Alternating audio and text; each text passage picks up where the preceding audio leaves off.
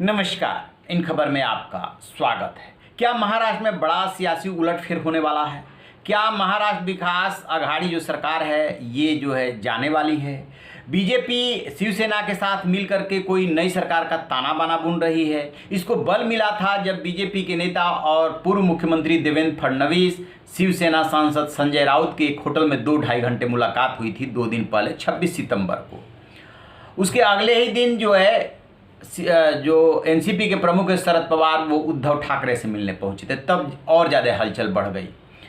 फिर इन दोनों नेताओं ने सफाई दी। देवेंद्र फडणवीस ने ये कहा कि हम सामना के लिए इंटरव्यू दे रहे थे और उन्होंने कहा कि मैं सामना के लिए इंटरव्यू लिया था और यही बातचीत हुई थी और कोई खास बातचीत नहीं हुई थी।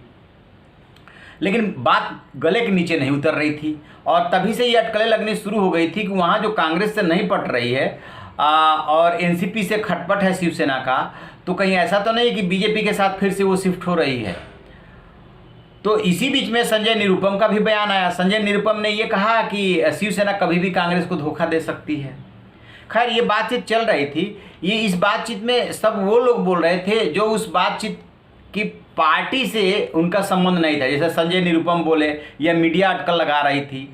लेकिन अब जो बयान आया है उसने पुख्ता कर दिया कि हाँ राजनीतिक बातचीत हुई और अभी कोई डिसीजन नहीं हुआ है, लेकिन कुछ भी हो सकता है। तो ये है बीजेपी के नेता चंद्रकांत पाटिल। आप पहले इनको सुनिए। हलचल होगी नहीं क्योंकि कोई एजेंडा लेकर वो मीटिंग हुई नहीं। जब दो अलग पक्षों के इतने शीर्ष नेता मिलते हैं तो राजकीय चर्चा होती है। तो 2-2.5 घंटे बैठे तो थोड़ी चाय और बिस्किट की चर्चा हुई, तो राजकीय हुई, लेकिन उसमें से कुछ निष्पन्न हुआ नहीं। और बाहर निकलते हुए अब ये 2 बातें करनी है, ऐसा कुछ हुआ नहीं। इनका साफ साफ कहना है कि 2-2.5 घंटे तक सिर्फ चाय बिस्किट नहीं हुआ। निश्चित रूप से राजनीतिक बात हुई, लेकिन अभी वो किसी कंक्लूजन तक नहीं पहुंची है। ठीक है, मान लिया किसी कंक्लूजन तक नहीं पहुंची है। अब जरा और फैक्टर्स को देखिए तो पता चलेगा। अभी जो सुशांत सिंह राजपूत मौत मामला है उसकी जो सीबीआई जांच कर रही है, अचानक एनसीबी की तो जांच चल रही है लेकिन सीबीआई एकदम मौन हो गई है। इसी बीच जो सुशांत सिंह परिवार के वकील है विकास सिंह, उन्होंने ये मांग उठाई कि सीबीआई मौन क्यों है, अभी तक किसी डिसीजन और नतीजे पे क्यों नहीं पहुंची। क्योंकि अटकलें ये लगने लगी कि शिवसेना और बीजेपी साथ में आ रही है और शिवसेना का बड़ा नेता कहीं ना कहीं सवालों के घेरे में है, इसलिए अब सीबीआई इस पर कुछ खास नहीं करने वाली है। तो कल सीबीआई ने बाकायदे इस पर अपना बयान जारी किया कि हम प्रत्येक एंगल से इसकी जांच कर रहे हैं, एक प्रोफेशनल एजेंसी जैसे काम करती है वैसे कर रहे हैं, अनावश्यक अटकलें न लगाई जाए। जब किसी चीज़ का खंडन होने लगे, जब उस पर सफाई आने लगे, समझिए कि अंदर खाने कुछ चल रही है। क्योंकि राजनीति में अपवाद को छोड़ करके सामान्य तौर पे होता यही है कि जो दिख रहा होता है वो होता नहीं है, कुछ और हो रहा होता है। तो अब जब चंद्रकांत पाटिल ने इस बात को मान ली है कि हाँ राजनीतिक बातचीत हुई, तो राजनीतिक बातचीत और क्या हो सकती है बीजेपी से शिवसेना की इस समय? 1 साल अभी इस सरकार को बने हुए नहीं हुआ है। नवंबर में इस सरकार बनी थी और तभी से इस बात के अटकल है कि इस सरकार की उम्र ज़्यादा नहीं होगी। क्योंकि ये जो इन दोनों की सरकार बनी है तीनों की, वो स्वाभाविक अलायंस नहीं है।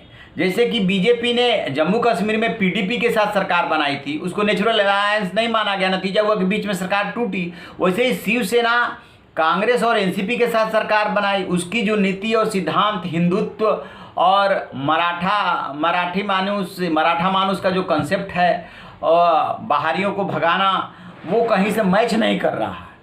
बार बार राम मंदिर के लिए अयोध्या जाना, तो अंदर खटपट तो है। कांग्रेस से तो ब्यूरोक्रेसी के ट्रांसफर शासन चलाने को लेकर के वो सब खटपट तो है। एनसीपी से माना जा रहा है कि अच्छी अंडरस्टैंडिंग है, लेकिन एनसीपी से भी पावर को लेकर खींचतान तो है ही।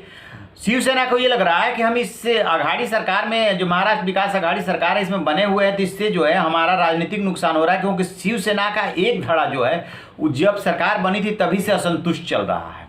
तो होता क्या है कि कोई भी पार्टी जब कोई अलायंस बनाती है, सरकार चलाती है, तो उस तत्कालिक लाभ देखती है और दीर्घकालिक भी देखना पड़ता है।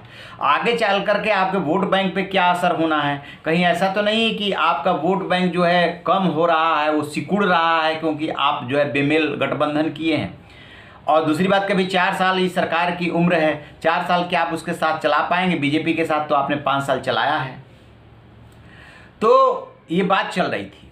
और इसी बीच में ये मुलाकात हो जाती है। अब इस बात में दम नजर आ रही है कि बीजेपी और शिवसेना के बीच में कुछ खिचड़ी पक रही है। राजस्थान में ऑपरेशन लोटस फेल हो गया था, अदरवाइज ये पहले से अटकले थी कि राजस्थान के बाद महाराष्ट्र की बारी है, झारखंड की भी बारी है। तो इसी बीच में बिहार में चुनाव है, कहा यह जा रहा है कि देवेंद्र फडणवीस वहाँ पे चुनाव प्रभारी बनाए गए हैं, इसलिए तत्काल तो कुछ नहीं होने जा रहा है, लेकिन अगले 3-4 महीने में कुछ न कुछ महाराष्ट्र में होगा, जरूर होगा, बड़ा होने वाला है। और जो रामदास अठावले हैं वो जिस तरीके की बात बोल रहे हैं कि शिवसेना हमारे साथ आ जाए, शिवसेना नहीं आ रही तो एनसीपी आ जाए, इसका भी मतलब समझिए।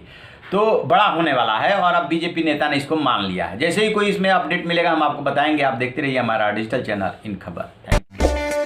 इन खबर चैनल को सब्सक्राइब करें और